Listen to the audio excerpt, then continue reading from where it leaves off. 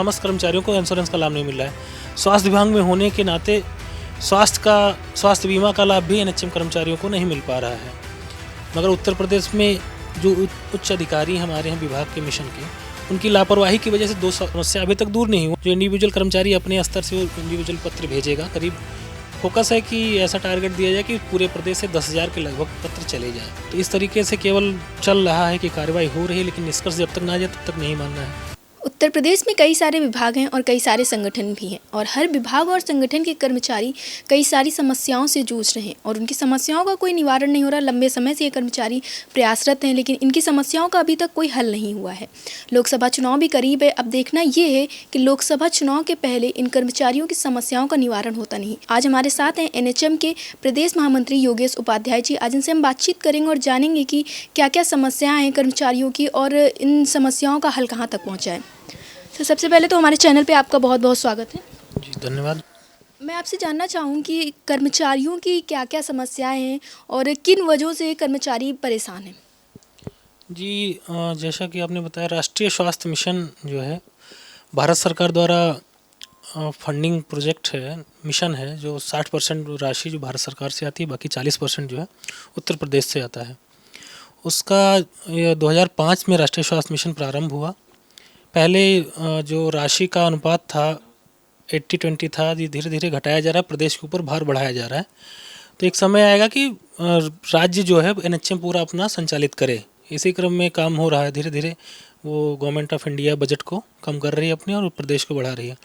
वर्तमान में एनएचएम में करीब 1.5 लाख कर्मचारी कार्यरत हैं और जो मुख्य रूप से अभी जो सुविधाएं हैं, जो समस्याएं हैं, वो हैं कि आपसी जो कर्मचारी हैं अलग अलग कार्यक्रम एनएचएम में एक ही पद पे, उनकी आपसी वेतन विसंगति व्याप्त है।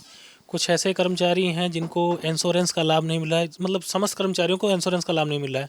स्वास्थ्य विभाग में होने के नाते स्वास्थ्य बीमा का लाभ भी एनएचएम कर्मचारियों को नहीं मिल पा रहा है। स्थानांतरण का विषय है, कुछ सैलरी के रेशनलाइजेशन का विषय है। भारत सरकार द्वारा 2016 में एक पत्र के माध्यम से प्रदेशों को निर्देशित किया गया था कि जो भी आपसे वेतन विसंगति कर्मचारियों की, संविदा कर्मचारियों की है, उनको दूर किया जाए। उसके लिए 3% अतिरिक्त बजट भी दिया गया।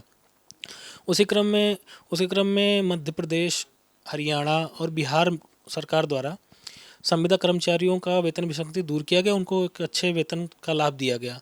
मगर उत्तर प्रदेश में जो उच्च अधिकारी हमारे हैं विभाग के मिशन के, उनकी लापरवाही की वजह से 2016 से और सरकार का कहीं ना कहीं रुचि इसमें कम है, इसलिए ये समस्या अभी तक दूर नहीं हुई। वहीं 2018 में बीमा के लिए बजट दिया गया भारत सरकार द्वारा और बीमा का अभी तक लाभ संविदा कर्मचारियों को नहीं हुआ है। ऐसी बहुत सारी छोटी छोटी समस्याएं हैं, लेकिन मुख्य रूप से अभी जो वर्तमान में हम लोग देख रहे हैं और जो मांग है हमारा, अभी विधानसभा सत्र भी चल रहा है, लोकसभा भी हुआ, उसमें संविदा कर्मचारियों को लेकर, एनएचएम कर्मियों को लेकर ऐसी कोई बातें हुई नहीं हैं।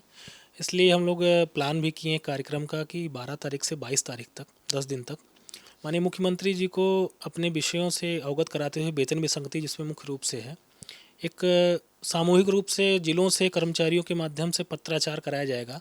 जो इंडिविजुअल कर्मचारी अपने स्तर से वो इंडिविजुअल पत्र भेजेगा, करीब फोकस है कि ऐसा टारगेट दिया जाए कि पूरे प्रदेश से 10,000 के लगभग पत्र चले जाएं। इसी क्रम में हम लोग कार्यक्रम शुरू करेंगे 12 तारीख से। ये कर्मचारी इतनी सारी समस्याओं से जूझ रहे हैं, तो आप लोगों ने क्या किसी भी अधिकारी को इन सब मामलों से अवगत कराया और इसको लेकर क्या आप लोगों ने कोई ज्ञापन सौंपा है? और अगर सौंपा है तो वहाँ से आपको सिर्फ आश्वासन मिला या फिर इस पर कोई कार्रवाई होती नज़र आ रही है? ज्ञापन का क्या है कि हम लोगों की एक नियमित बैठक होती रहती है मिशन निदेशक महोदया से। हालांकि उसके ऊपर कुछ निर्णय ऐसे हैं जो उनके उच्चस्थ अधिकारियों के हाथ में होते हैं, मंत्रालय में होते हैं। माननीय मंत्री जी से ही मुलाकात होती रहती है। पत्राचार से माननीय मुख्यमंत्री जी को भी बहुत बार अवगत कराया गया है, लेकिन उसमें यही होता है, कार्रवाई हो रही है, प्रक्रियाधीन है। निष्कर्ष तक अभी हम लोग नहीं पहुँचे। जैसा बताया मैंने, अभी 2016 से बजट आने के बाद आज 8 साल कंप्लीट होने को है, वेतन पे कार्रवाई नहीं हो पाई। 2018 में बीमा का बजट आ गया, उस पर कार्रवाई नहीं हो पाई। तो इस तरीके से केवल चल रहा है कि कार्रवाई हो रही है, लेकिन निष्कर्ष जब तक ना आ जाए तब तक नहीं मानना है। इसी क्रम में जो कार्यक्रम हमने अभी आपसे पहले बताया कि जो हम लोग कार्यक्रम करेंगे, उसके बाद 25 तारीख को हम लोग प्रदेश स्तरीय आगरा में एक बैठक बुलाया है। अगर 25 तक हम लोग के ये पत्राचार के माध्यम से अगर सरकार कुछ नहीं चेतती है, संज्ञान नहीं लेती है, तो 25 तारीख को हम लोग आगरा में एक बैठक करेंगे प्रदेश स्तरीय। उस बैठक में लिए जाएंगे निर्णय कि हम लोगों को क्या करना है, कैसे करना है। आवश्यकता पड़े तो हम लोग सांकेतिक प्रदर्शन करेंगे, ऑनलाइन रिपोर्टिंग कार्य ठप करेंगे, प्रदेश में एकत्रित होकर एक जगह कहीं पे इसका विरोध प्रदर्शन भी करने का कार्य करेंगे। हाल ही में बजट पास हुआ है, तो आपको क्या लगता है कि जो एनएचएम है, इसके लिए क्या सरकार ने कुछ नया किया है? आप लोगों को कुछ आशा नज़र आ रही है इस चीज़ से? नहीं, जो बजट पास हुआ है भारत सरकार द्वारा, उसमें एक चीज़ नई चीज़ आई है। जो एनएचएम के अंतर्गत आशाएं बहनें हैं उनके लिए आयुष्मान योजना का लाभ दिए जाने का कार्य हुआ है। मगर वहीं पे जो एनएचएम कर्मचारी हैं, पूरे देश में लगभग 3-3.5 लाख कर्मचारी हैं एनएचएम के, उनके लिए वो योजना का लाभ नहीं दिया गया है। अन्य कोई लाभ एनएचएम कर्मियों के लिए नहीं दिया गया है।